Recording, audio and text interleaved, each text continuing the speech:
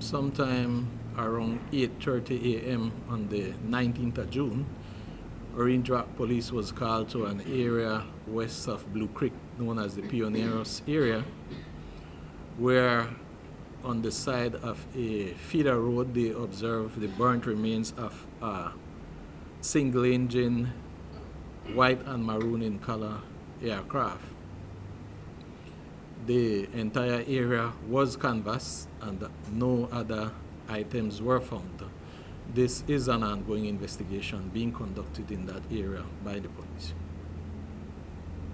Sir, has there been a policy change not to inform the public when these burnt remains or an aircraft is detected, found?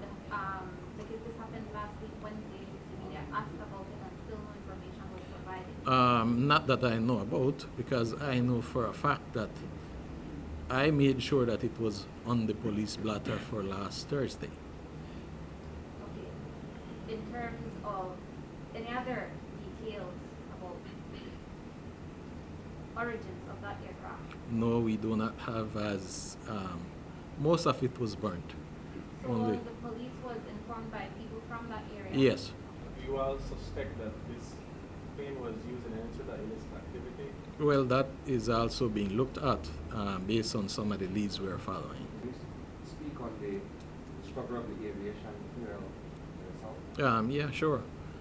Yesterday morning, sometime around 5:45 a.m., Independence Police, whilst on operation, responded to a flatland, a grassy area on the Monkey River Road, which is in the vicinity of a shrimp farm, where they found a plastic drum and several 18-gallon containers suspected to have contained aviation fuel, which amounted to somewhere in the vicinity of 206 gallons. Police are still on the ground conducting an investigation to determine who the owners of those fuel may have been, and if any other illicit activity would have been conducted in that area.